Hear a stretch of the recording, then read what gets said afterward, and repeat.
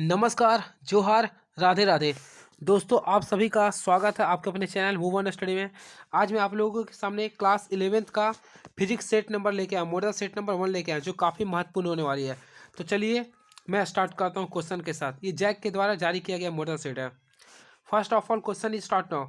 Electromagnetic force is, दोस्तों question ये बोल रहा इलेक्ट्रोमैग्नेटिक फोर्स कैसा बल है। तो देखिए मैं आप लोग को बताता हूँ। सबसे पहले देखिए इलेक्ट्रोमैग्नेटिक फोर्स, तो इलेक्ट्रोमैग्नेटिक फोर्स एक ऐसा फोर्स होता है। देखिए सबसे पहले इलेक्ट्रोमैग्नेटिक फोर्स ये होता है ना, देखिए ध्यान दीजिए, ये आपका ट्रांसवर्स भी होता है और लॉन्गिट्यूडिनल वेव भी होता है, अर्थात ये दोनों वेव होता है।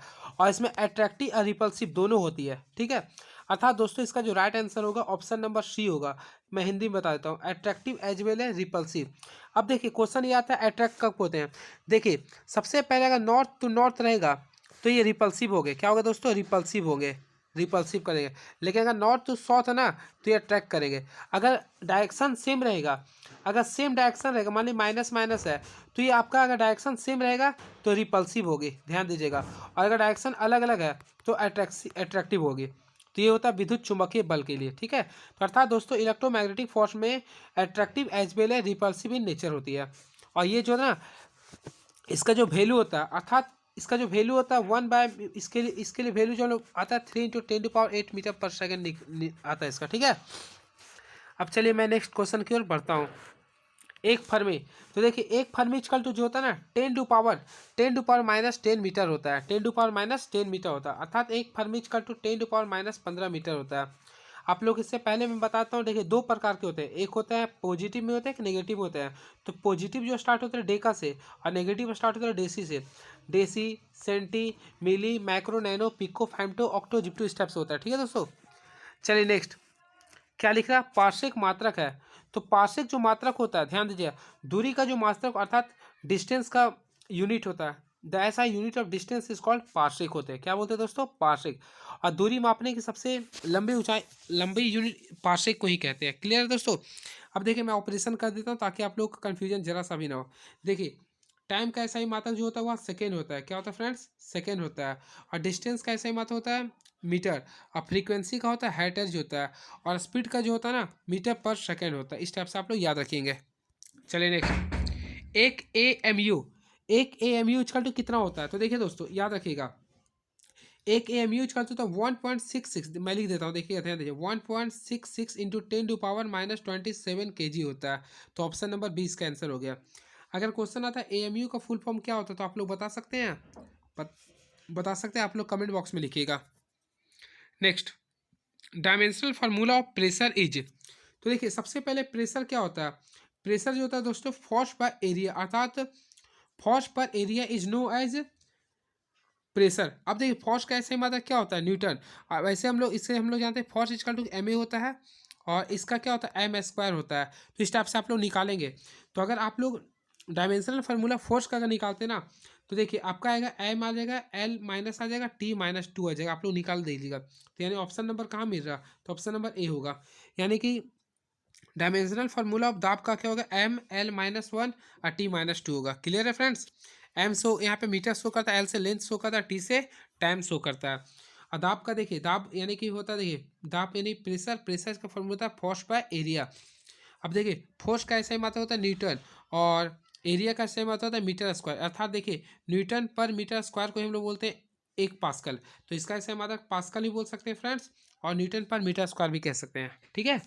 चलिए नेक्स्ट क्वेश्चन की ओर मैं बढ़ता हूँ। क्या लिख रहा है?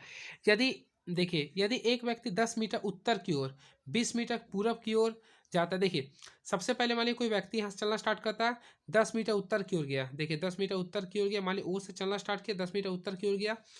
फिर 20 मीटर पूरब की ओर गया, मान ली 20 मीटर पूरब की ओर गया। तो इसका विस्थापन, विस्थापन बोलते हैं ना, the shortest distance of any point is known as displacement. तो देखिए दोस्तों यहाँ से लेके इसका शॉर्टेस्ट पॉइंट हो गया, अर्थात ओ बी इसका होगा आपका डिस्प्लेसमेंट। तो अगर ओ बी का डिस्प्लेसमेंट का अगर हम लोग वैल्यू निकालना चाहेंगे फ्रेंड्स, तो यहाँ से हम लोग एक काम कर सकते हैं ना, यानी कि हाइपोटेनस और का स्क्वायर, यानी हाइपोटेनस यूज कर रहे हैं तो परपेंडिकुलर का स्क्वायर बाय बेस का स्क्वायर, 10 का स्क्वायर कर दीजिए प्लस 20 का स्क्वायर कर दीजिए। तो 10 का स्क्वायर कितना होगा? 100 होगा। और 20 का स्क्वायर कितना था? 400 होगा। यानी कि दोस्तों यहाँ पे करने पे देखिए मैं कैंसिल करता हूँ। देखिए यानी कि तोड़ने पर आपका आ रहा है 500। कितना आ रहा है दोस्तों? 500। अगर 500 का आप रूट निकालते हैं ना, अगर 500 का रूट निकालेंगे तो 22.5 आ जाएगा मीटर। तो ये आपका होगा, यानी कि इसका डिस्प्लेसमेंट 22.5 हो गया। बाई चांस अगर इसका दूरी निकालने बोलता तो देखिए सबसे पहले 10 मीटर उत्तर की ओर गए, फिर 20 मीटर पूरब की ओर गए, तो यहाँ से लेके तो डिस्टेंस अगर बोलता तो डिस्टेंस का 30 मीटर हो गया, लेकिन डिस्प्लेसमेंट बोले ना तो 22.5 मीटर आया। क्लियर हुआ। और डिस्प्लेसमेंट के लिए जो शॉर्टेस्ट डिस्टेंस है उसके अनुसार हम लोग निकालते हैं। ठीक है, चलिए नेक्स्ट क्या लिख रहा फ्रेंड्स, देखिए a cyclist moving on a circular track of radius 40 metre complete half of revolution in 40 second, its average velocity is. Hindi में भी मैं पढ़ देता हूँ। देखिए 40 मीटर की त्रिज्या वाले, देखिए मान लीजिए कोई सर्कल है, देखिए ध्यान दीजिए 40 सेंटीमीटर की त्रिज्या है। देखिए दोस्तों मैं ध्यान से बता रहा हूँ आप लोग को, 40 सेंटीमीटर की कोई त्रिज्या है, 40 मीटर की त्रिज्या है वाले एक वृत्तीय मार्ग पर एक साइकिल चालक आधे चक्कर पर 40 सेकंड को पूरा करता है, तो औसत चाल क्या होगी। तो जब भी अगर ऐसा क्वेश्चन आता है तो आप लोग कुछ मत कीजिए, देखिए औसत बोला नहीं है, तो देखिए 40 है ना, 40 को आप लोग इसका 20 से डिवाइड कर दिए, कितना रहा 2, अर्थात 2 मीटर पर सेकेंड आएगा। क्या आएगा दोस्तों, 2 मीटर पर सेकेंड। तो ऑप्शन है कहीं, यस 2 मीटर पर सेकेंड। ठीक है, चलिए नेक्स्ट क्वेश्चन फिर मैं पढ़ता हूँ क्या लिख रहा। देखिएगा दोस्तों क्या लिख रहा question, the motion of a particle is described by equation x is equal to a t b square. देखिएगा ध्यान दीजिए क्वेश्चन क्या हुआ, x a t b t square, where a का वैल्यू 15 सेंटीमीटर है, यानी एक्सेलरेशन का वैल्यू 15 सेंटीमीटर दिया है, उसके साथ साथ बी का इतना दिया। तो आप लोग क्या निकालना है, तो देखिए इसका अगर आप लोग कैलकुलेशन कीजिएगा तो इसका सिंपल वे में जो आंसर आएगा दोस्तों, इसका ध्यान देखिएगा, इसका जब आंसर आप लोग कैलकुलेट कीजिएगा ना तो इसका जो राइट आंसर जो आएगा ऑप्शन नंबर सी आएगा, यानी 16 सेंटीमीटर स्क्वायर पर सेकेंड। नेक्स्ट, त्वरण समय ग्राफ के अंतर्गत क्षेत्र दर्शाता है। तो त्वरण ग्राफ इसके अंतर्गत जो होता है ना वेग परिवर्तन दर्शाता है। क्या दर्शाता है दोस्तों, वेग परिवर्तन। क्लियर है ना। जैसे देखिए वेग में परिवर्तन से देखिए यू इंटू भी माइनस यू होता है, इसी को हम लोग बोलते हैं, अर्थात भी माइनस यू बाय टी, इसी को बोलते हैं ना वेग में परिवर्तन की दर को, अर्थात rate of change in displacement, या फिर बोल सकते हैं ना rate of change in velocity पर with respect to time is known as त्वरण। इससे भी आप लोग निकाल सकते हैं। ठीक है, तो वेग परिवर्तन इसका राइट आंसर होगा। नेक्स्ट, किसी वाहन एल दूरी के आधे भाग को v1 चाल से तथा अन्य आधे भाग को v2 चाल के साथ तय करती है, तो इसकी औसत चाल क्या होगी। तो इसका जो राइट आंसर होगा फ्रेंड्स, जब भी औसत चाल बोलेगी तो उसके लिए क्या किया, 2 × v1 + v, नहीं गलत हो जाएगा स्टेप से। आप लोग को क्या करना, देखिए जब भी एवरेज वेलोसिटी बोलेगा, एवरेज वेल तो 2 लिख दीजिएगा, शुरू वाला लिख दीजिएगा, फिर सेकेंड वाला का मल्टीप्लाई कर दीजिएगा, और फिर दोनों जो वेलोसिटी है तो उसको ऐड कर दीजिए, आपका ये हो जाएगा। यानी ऑप्शन नंबर देखा जाए ना तो ऑप्शन नंबर इसका सी हो रहा है ऑप्शन। ठीक है, चलिए नेक्स्ट क्या लिख रहा, दो कारें ए एवं बी 60 किलोमीटर पर घंटा और वह 45 किलोमीटर पर घंटा के वेगों से चल रही है। बी के सापेक्ष ए का अपेक्षित वेग क्या होगा यदि दोनों कारें पूर्व की ओर गतिमान है। तो इसका जो राइट आंसर होगा फ्रेंड्स, आप लोग निकाल सकते हैं, ऑप्शन नंबर ए होगा। क्यों होगा, क्योंकि एचसीएफ दोनों का निकाल के देखिए ए आएगा, इसलिए ऑप्शन नंबर ए होगा। चलिए नेक्स्ट क्या लिख रहा है, निम्न में से कौन सा गुण शून्य सदिश का नहीं है, शून्य सदिश का नहीं है। तो अगर इससे आप लोग सॉल्यूशन कीजिएगा ना तो ऑप्शन नंबर सी आ जाएगा इसका राइट आंसर। नेक्स्ट, यदि पूर्व की ओर सदिश ए का परिमाण 5 है तो माइनस ए दिशा की ओर सदिश का परिमाण और दिशा क्या होगी। तो माइनस की ओर बोल रहा ना फ्रेंड्स, तो माइनस के लिए बोलेगा तो देखिए इसमें कुछ नहीं करना है, माइनस के लिए बोल रहा ना तो आपका पश्चिम की ओर रहेगा। देखिए इसका राइट आंसर है पूरब को उल्टा, देखिए पूरब को उल्टा कर दीजिए, पश्चिम आ गया। ये 5 इकाई था तो माइनस के लिए तो यही रहेगा। ठीक है, 5 इकाई पश्चिम की ओर होगी। नेक्स्ट क्या लिख रहा, प्रक्षेप्त के उड्डयन काल टीएफ एवं अधिकतम ऊंचाई तक पहुंचने का काल टीएम के बीच संबंध क्या है। तो इसका अगर आप लोग कैलकुलेशन करते हैं तो इसका जो राइट आंसर होगा दोस्तों, टीएफ इजकल टू, ध्यान दीजिएगा टीएफ का वैल्यू होता है 2 TM आएगा, यानी कि ऑप्शन नंबर क्या आ रहा है, ऑप्शन नंबर देख सकते हैं आप लोग ए। ठीक है फ्रेंड्स, चलिए नेक्स्ट क्वेश्चन की ओर बढ़ता हूँ। क्या लिख रहा, 12 सेंटीमीटर त्रिज्या वाले कृषि वृत्ताकार पथ में घूम रहा एक कीड़ा समान रूप से गति करता है तथा 100 सेकंड में 7 चक्कर पूरे कर लेता है, तो कीड़े का रेखीय गति क्या है। तो इससे अगर आप लोग सॉल्यूशन कीजिएगा तो इसका जो राइट आंसर आएगा फ्रेंड्स, ऑप्शन नंबर बी आएगा, यानी कि 5.3 सेंटीमीटर पर सेकेंड। ठीक है, नेक्स्ट, 1 kg द्रव्यमान का एक पत्थर एक ट्रेन के फर्श पर 1 मीटर पर सेकेंड स्क्वायर के त्वरण के साथ गिर रहा है, तो पत्थर पर कार्यशील बल क्या होगा। तो देखिए इसका जो बल जो होगा ना आपका 1 न्यूटन होगा। क्या होगा दोस्तों, 1 न्यूटन होगा। राइट आंसर एक हो गया। साइकिल सवाल मुड़ते हुए झुक जाते हैं क्यों।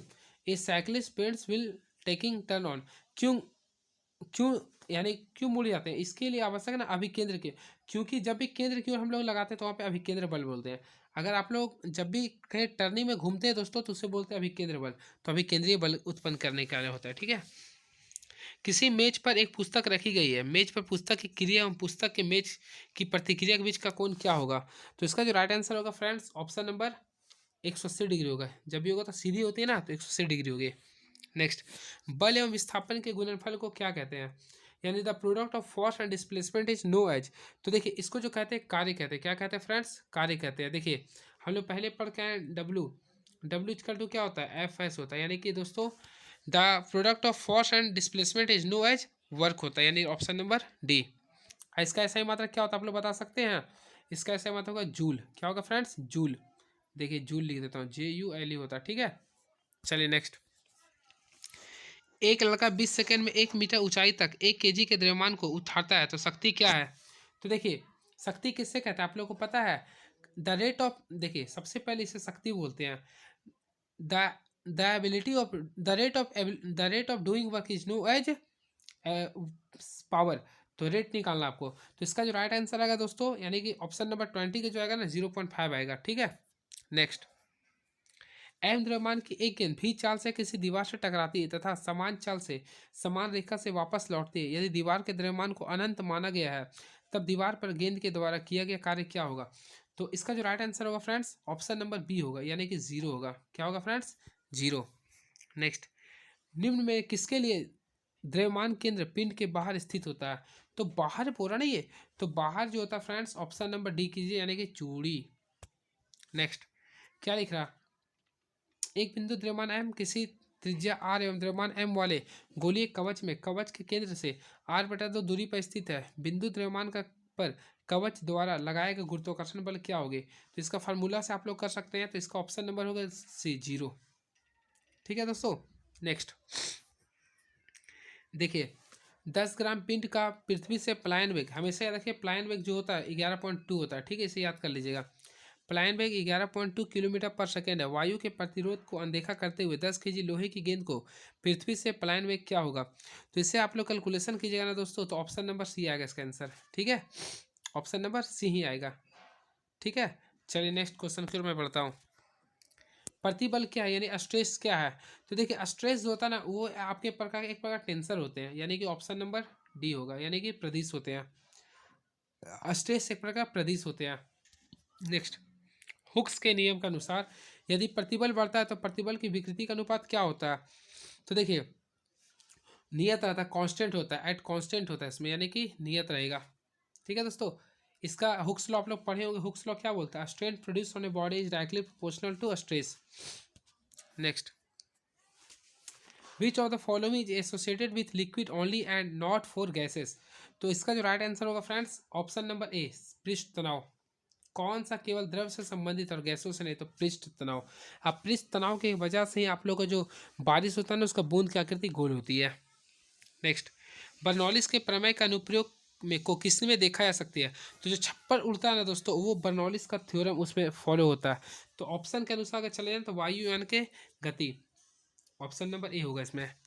नेक्स्ट, यदि कोई आदर्श तरल 2.5 सेंटीमीटर एवं 3.75 सेंटीमीटर व्यासों वाले दो भागों के बने वृत्तीय अनुप्रस्थ परिच्छेद की नली में बहता है तो दोनों की नलियों में वेग का अनुपात क्या होगा? तो इसका जो राइट आंसर होगा फ्रेंड्स ऑप्शन नंबर ए होगा, ऑप्शन नंबर ए होगा, ठीक है, आप लोग याद कर लीजिएगा।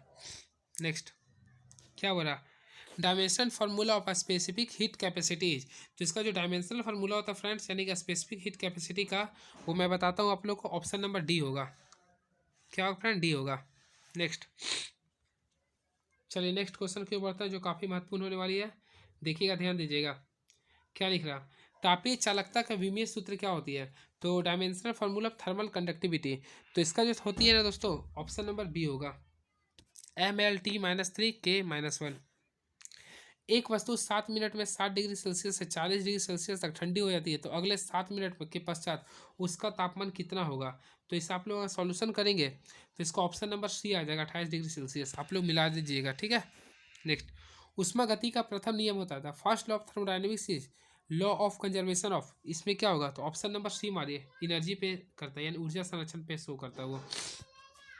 Next, internal energy of an isolated system is, यानी कि विलिखित निकाय का आंतरिक ऊर्जा क्या होती है? तो ये हमेशा पूर्वत रहती है, यानी कि दोस्तों ये रिमेन एज द सेम होती है, रिमेन्स कांस्टेंट होती है।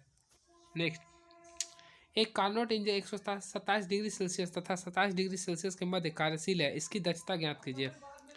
तो इसका राइट आंसर जो होगा दोस्तों ऑप्शन नंबर बी होगी, यानी कि 25 डिग्री सेल्सियस, 25%।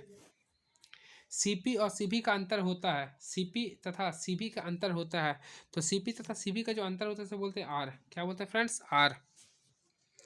एक आदर्श गैस की निश्चित मात्रा के दाब व आयतन आधे कर दिए जाते हैं तो उसका तापमान क्या होगा? जब भी उसका तापमान जो होगा ना 1/4 होगा। क्या होगा दोस्तों? 1/4 होगा। नेक्स्ट, एक सरल आवर्त गति निम्न समीकरणों से प्रदर्शित होती है, यहाँ एक्स मीटर में तथा 30 सेकेंड में इसकी आवृत्ति क्या होगी? तो इसका अगर आप लोग सॉल्यूशन कीजिएगा तो इसका राइट आंसर आएगा दोस्तों ऑप्शन नंबर सी आएगा, 3.18 हेटर्ज। अगला, एक प्रगामी तरंग को वाई 10 sin 100 पाई इतना द्वारा व्यक्त किया था, जहाँ एक्स वाई मीटर में तथा 30 सेकेंड में, तो कण का अधिकतम वेग क्या होगी? तो कण का जो अधिकतम वेग होगी फ्रेंड्स 1000 पाई मीटर पर सेकेंड होगी।